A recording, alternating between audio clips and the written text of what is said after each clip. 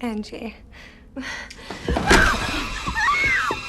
Imagine desperately wanting to change who you are, so much that you'd go to terrifying lengths to make it happen. Grafted, 2024, takes this idea and turns it into something truly horrifying. What starts as a quest for beauty and belonging spirals into a grotesque nightmare of obsession, envy, and transformation gone horribly wrong. If you thought this was just another sci-fi horror, think again. This movie takes body horror and psychological obsession to another level. And at the heart of it all, Wei, a brilliant but deeply troubled scientist who will go to unthinkable lengths to escape her flaws. Welcome back to your nerdy show. I'm your host, Spoiler Master. In this video, we're diving deep into Grafted's chilling ending, unraveling Wei's tragic fate, and breaking down the twisted consequences of her deadly experiments. If you thought things couldn't get any darker, just wait until we explore what really happened in that final scene. Now let's get into it. The tragedy that started it all. Wei's story is rooted in tragedy. Her father, a dedicated scientist, is obsessed with removing the facial scar he and Wei share. But for him, it's not just a scar, it's an ancestral curse. He becomes consumed by his research, convinced he can fix it. At first, his experiments with regenerative cells seem promising, but then the horror begins. The regeneration process accelerates uncontrollably, sealing his mouth shut and suffocating him. In a desperate attempt to save him, Wei takes a knife and tries to cut an opening for him to breathe, but it's too late. He dies. And the lesson is clear. Playing with nature comes at a horrifying cost. I don't want to hear you, and I definitely don't want to come home to the smell of incense and rotting food. Wei and Angela's strained relationship fast forward a few years, and Wei moves to New Zealand to live with her cousin, Angela. Now Angela is all about fitting in with the popular crowd. Her friends mock Wei for her scar and awkwardness,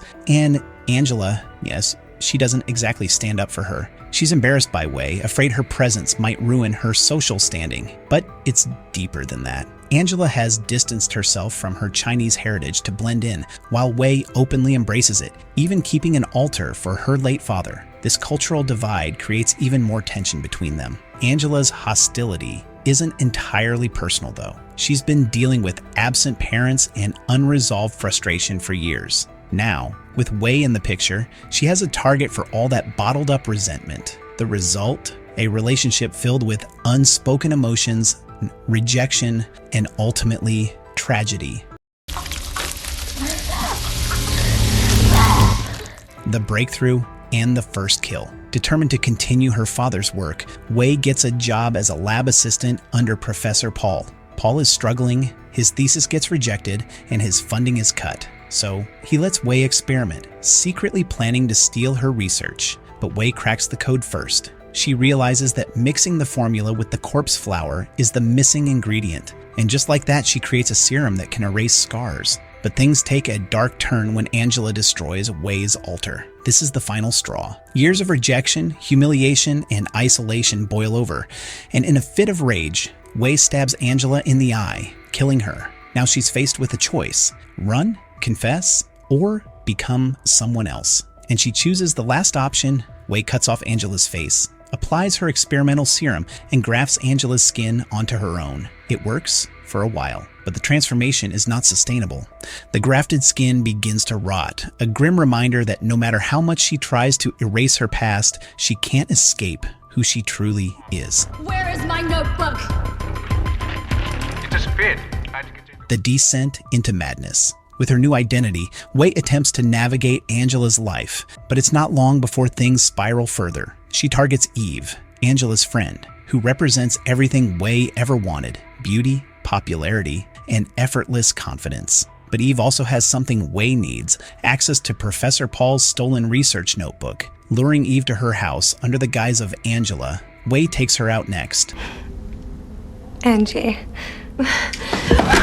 She flays Eve's face, just like she did with Angela, in a desperate attempt to perfect herself. Then there's Jasmine, Unlike Eve, Jasmine wasn't a planned victim. She accidentally discovers Eve's severed head in Way's fridge, and, well, Way can't let that slide. Jasmine meets the same fate, not because Way wanted to kill her, but because, at this point, she's too deep in. There's no turning back. Everyone is going to love me.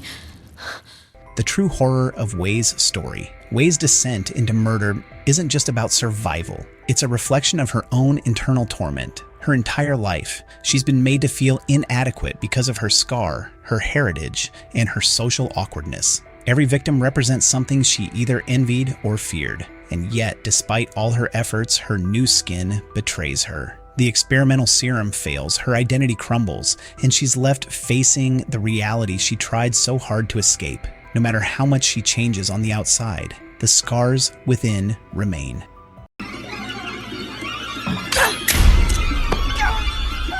Did Professor Paul die? Professor Paul, still obsessed with completing the research, eventually confronted Way, suspecting her involvement in the theft of the regenerative solution. Way, by then fully detached from any moral restraint, sedated Paul before flaying his neck and chest. She attempted to use the formula to heal his wounds, but due to an incorrect preparation, the solution sealed Paul's mouth and eyes shut with excess skin. Though she left him with a straw to breathe, his fate was left uncertain. Whether he survived or was left in an agonizing state of suffocation was unclear, but either way, he was no longer a threat to Way. John, it's me, help me.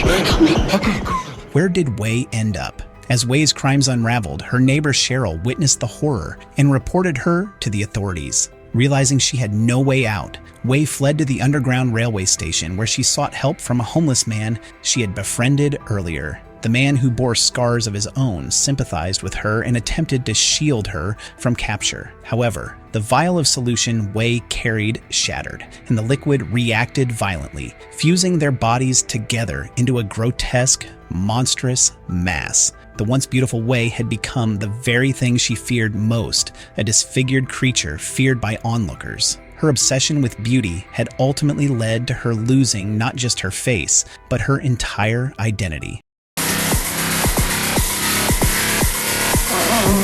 And finally, did the dog survive? In a rare subversion of horror movie tropes, Nicky, the pet dog, managed to survive. The mid-credit scene shows him happily living with Cheryl, bringing a small but welcome moment of relief amid the tragic conclusion of the film. Ugly Way. I can make us beautiful.